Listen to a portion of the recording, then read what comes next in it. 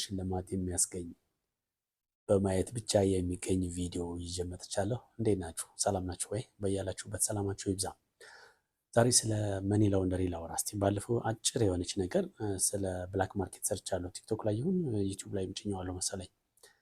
ኤኒዌይስ ስለ ብላክ ማርኬት የሆነች ትንሽዬ ነገር ብዬ ነበር። የዛሬው ቪዲዮ ስለ መኒ ላውንደሪ ነው። መኒ ላውንደሪ ምንድን ነው የሚለውን እስቲ እንየው። እስቲ መኒ ላውንደሪንግ ማለት ህገወጥ የሆነውን ገንዘብ ህጋዊ የማድረጊያ ሂደት ነው። it is the process of illegally obtained money to be legitimate ማለት ነው። ሌጂቲሜት ለማድረግ የሚካሄድበት ጥረት ማለት ነው። ባጭሩ ግን በህገወጥ የተገኘን ገንዘብ ህጋዊ የምናደርግበት መንገድ ነው። or washing of dirty money to legitimate ማለትም እንችላለን። ምሳሌ እንውሰድ ካለ ለምሳሌ አንድ ልብስ የኛ ልብሳችን ሲቆሸሽ ምን እናደርገዋለን? እናጥበዋለን አይደል? ታጥቦ እንደገና እንደ አዲስ እንለብሰዋለን። በህገወጥ መልኩ የተገኘን ገንዘብ በሙስናም ይሁን በወንጀል በህገወጥ ንግድም ይሁን በተለያዩ መልኩ የተገኘን ህገወጥ የሆነን ገንዘብ ህጋዊ የምናደርግበት ሂደት መኒ ላውንደሪንግ ይባላል ማለት ነው። ወንጀሉን ነው የምናጥበው፣ የመጣበትን መንገድ ህጋዊ እንደሆነ ለማስመሰል የምናደርገው ጥረት ማለት ነው። መኒ ላውንደሪ እንግዲህ በተለያየ መልኩ በተለያየ መንገድ ህጋዊ ሊደረግ ይችላል። እንደ ሀገራችን ኢትዮጵያም ጨምሮ በተለያዩ መልኩ በተለያዩ መንገድ ህጋዊ የማድረግ ሂደት ይኖረዋል። ነገር ግን በብዛት በአብዛኛው ምሁራን የሚግባቡበት ሶስት ስቴጆች አሉ ብለው ያምናሉ። እሱ ምንድነው? አንደኛ ፕሌስመንት ነው ወይንም ማስገባት ነው።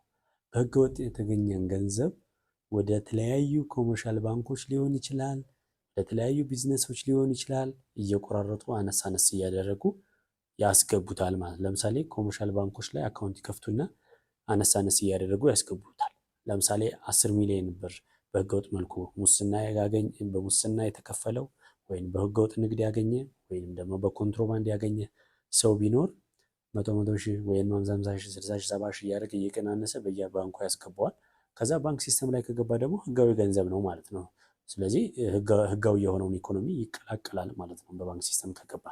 ይሄ አንደኛው ፕሌስመንት የምንለው ነው። በህገወጥ የመጣን ገንዘብ ወደ ተለያዩ ቢዝነሶች ወይንም ኮመርሻል ባንኮች እየከፋፈልን ትንንሽ እያደረጉ የሚያስገቡበት ዘዴ ነው።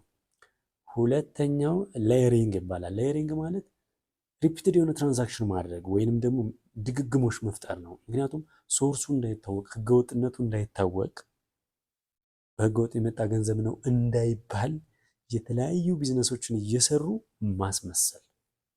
ለምሳሌ ሬስቶራንት ሊከፍት ይችላል፣ ግሮሰሪ ሊከፍት ይችላል፣ ሼር ሊገዛ ይችላል። ሌላው ደግሞ ቤት እየገዛ ሊሸጥ ይችላል፣ መኪና እየገዛ ሊያከራይ ይችላል። ውድ የሆኑ እቃዎችን እንደ ወርቅ፣ ዳይመንድ አይነቶችን እየገዛ ሊያስቀምጥ ይችላል፣ ሊሸጥ ይችላል። አስዌል ደግሞ ባደጉ ሀገሮች ደግሞ እንደ ክሪፕቶ ከረንሲ ውስጥ ሊያስገባው ይችላል። እንደገና ደግሞ ሌየሪንግ ለምሳሌ ሼል ካምፓኒ አይዲያል የሆነ ካምፓኒ ሊፈጥሩ ይችላሉ። ለምሳሌ ዜድ ካምፓኒ የሚባል ይህን ያህል ገዝቻለሁ፣ ይህን ያህል ከፍሎኛል፣ ይህን ሰርቼ ምናምን ይባላል። የለም እኮ መሬት ላይ የለም፣ አየር ላይ ነው ያለ ካምፓኒው። እንደዚህ አይነት ሁኔታዎች የሚፈጠረው። ሌላው ፎልሲፋይድ የሆነ ትሬዶች፣ በተለይ ደግሞ ኢንተርናሽናል ዓለም አቀፍ ንግዶች ላይ ኢምፖርት ኤክስፖርት ሲደረግ ይህን ያው በኢምፖርት ኤክስፖርት ላይ ያላችሁ ሰዎች በደንብ እንደሚገባችሁ እርግጠኛ ነኝ። አንደር ኢንቮይስ እና ኦቨር ኢንቮይስ በማድረግ ፎልሲፋይድ የሆኑ ትሬዶችን ይደረጋል ማለት ነው። በዛ ምክንያት ገንዘቡን ወደ ሌጋላይዝ ያደርጉታል፣ ሌጂቲሜት ያደርጉታል ማለት ነው። በህገወጥ የመጣውን ገንዘብ ህጋዊ ወደ ማድረግ ሂደት ውስጥ ይገባሉ። ሌላው ሶስተኛውና የመጨረሻው ኢንቴግሬሽን ነው። ሂር ኢንቴግሬሽን ስቴጅ ላይ ኦልሬዲ በቃ አንትሬሴብል ነው፣ መለየት አይቻልም። ቅድም ባልነው በፕሌስመንት እና በሌየሪንግ ላይ በሰሩት ስራ ምክንያት ገንዘቡ ከህጋዊ ገንዘብ ጋር ተዋህዷል። አሁን ወደ ትክክለኛ የሆነ ኢንቨስትመንት መክፈት ይችላሉ፣ ትክክለኛ የሆነ ቢዝነስ መስራት ይችላሉ። ኦልሬዲ ኢንተግሬትድ አድርገውታል። በህገወጥ የሆነ የመጣን ገንዘብ ህጋዊ ያደርገውታል። ቅድም ብለናል። ወደ ተለያዩ ኮመርሻል ባንኮች ላይ ያስገቡት ይችላሉ፣ ቢዝነስ ይጀምሩበታል። ለምሳሌ ቢዝነስ ይጀምሩበትና አንድ ሬስቶራንት ለምሳሌ የቀን ገቢው 20 ሺህ ብር ቢሆን 200 ሺህ ነው የሸጥኩኝ 300 ሺህ ነው የሸጥኩኝ እያለ ወደ ባንክ ያስገባዋል። የቀን ሽያጭ ነው እያለ ማለት ነው። የባንክ ሲስተምን ከነካ ደግሞ ህጋዊ እየሆነ ነው ማለት ነው፣ ወይንም ሆኗል። አት ዘ ታይም ኦፍ ኢንቴግሬሽን ላይ ኦልሬዲ ኢንቴግሬትድ ሆኗል። ህገወጥ የሆነው ገንዘብ በህገወጥ የመጣ ገንዘብ መለየት የማይቻልበት ደረጃ ላይ ተደርሷል። እዚህ ላይ ደግሞ ትልልቅ የፋይናንስ ባለሙያዎች፣ ኤክስፐርቶች ሁሉ ሊሳተፉ ይችላሉ። እንደዚህ አይነት ኮምፕሌክስ የሆነ ፋይናንሻል ትራንዛክሽን እንዲፈጸም እያደረጉ በህገወጥ የመጣን ገንዘብ ህጋዊ በማድረጉ ሂደት እነሱም ሊሳተፉ ይችላሉ ማለት ነው። በአጭሩ ግን መኒ ላውንደሪን በብዛት በኮረፕሽን ምክንያት ከፍተኛ የመንግስት ባለስልጣን፣ ኮንትሮባንዲስቶች፣ ወንጀለኞች፣ የተደራጁ ወንጀለኞች ምናምን ሊጠቀሙት ይችላሉ። እንደ አፍሪካ ያሉ ሀገሮች ላይም እንደዛው በሁሉም ሀገራት ላይ እንደዚህ አይነት የመንግስት ባለስልጣን ሙስና ሲቀበሉ መኒ ላውንደሪ ሊያደርጉ ይችላሉ። እነዚህ ትልቅ ነጋዴዎች ሊያደርጉ ይችላሉ። የተደራጁ ምናምንም ሊያደርጉ ይችላሉ። ታዲያ መኒ ላውንደሪ ህገወጥ የሆነን ገንዘብ ህጋዊ የማድረግ ሂደት ነው ካል ይህ ችግር ምንድን ነው ልንል እንችላለን። ኢምፓክቱ ምንድን ነው? ኢኮኖሚክ ኢምፓክቱ ምንድን ነው? በመጀመሪያ ደረጃ መኒ ላውንደሪ ኢትዮጵያን ጨምሮ ባደጉ ሀገራትን በመላው ዓለም ሀገራት ላይ ያለ ትልቅ ችግር ነው። ኢኮኖሚክ ኢምፓክቱ ወይንም ችግሩ ምንድን ነው ካልነ እስቲ ወይንም ችግሩን እንይስቲ። አንደኛ ኢኮኖሚክ ኢንስቴቢሊቲ ይፈጥራል።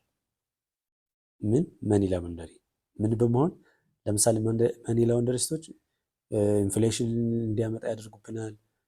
የኢንተረስት ሬትን አስወል ኤክስቼንጅ ሬቱን አፌክት ያደርጋሉ። ኢንፍሌሽን ይጨምራል። ኢንፍሌሽን ማርኬትን ዲስቶርት ያደርጉታል። አንፌር የሆነ ፕሌይንግ ወይም ኮምፒቲሽን እንዲኖር ያደርጋሉ። በህጋዊ መልኩ የሚነግድ ነጋዴ እና በመኒ ላውንደሪ ወይም በህገወጥ መልኩ ያገኘውን ገንዘብ ህጋዊ ለማድረግ በሚሄድበት ሂደት ታክስ ሳይከፍል ነው። ሂድን የሆነ ኢኮኖሚ ነው ያለው። ሂድን የሆነ ገንዘብ ነው ያለው፣ የተደበቀ መንግስት የማያውቀው፣ መንግስት ታክስ የማያስከፍልበት ኢኮኖሚ ስለሆነ እንደፈለገ ያደርገዋል። ያኔ ህጋዊ ነጋዴዎችን አፌክት ያደርጋቸዋል። አስዌል ሳፕላይ እና ዲማንድንም ዲስቶርት ያደርጉታል። በምን በህገወጥ መልኩ ገንዘብ ካገኙ ማርኬቱን ዲስቶርት ያደርጉታል። ስፔሻሊ ዲማንድ እና ሳፕላይን ዲስቶርት የማድረግ ስራ ይሰራሉ ማለት። ሌላው ታክስ ሬቬኒውን ዲክሪዝ ያደርገዋል። መንግስት ማግኘት የሚገባውን ግብር ሳያገኝ ይቀራል ማለት ነው። ምክንያቱም ሂድን ነዋ። ቢኮዝ ኤቭሪ ፈንድስ አር ዋት ሂድን ነው፣ በሚስጥር የሚከናወን ስለሆነ መንግስት ተገቢውን ግብር መጣልና መሰብሰብ አይችልም ማለት ነው። ሌላው ደግሞ ራሱ ኢኮኖሚውን ራሱ ሪዲዩስ ኢኮኖሚክ ግሮዝ ኦፍ ዋን ካንትሪ፣ የአንድን ሀገር ኢኮኖሚ እድገት ሪዲዩስ ያደርጋል ወይንም ይቀንሳል።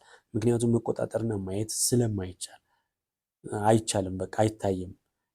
በህገወጥ መልኩ ያገኘው ገንዘብ የሆነ ለምሳሌ 100 ሚሊዮን ብር የሆነ ሰው ቤት ሊኖር ይችላል። በህገወጥ መልኩ የተገኘ ገንዘብ ነው።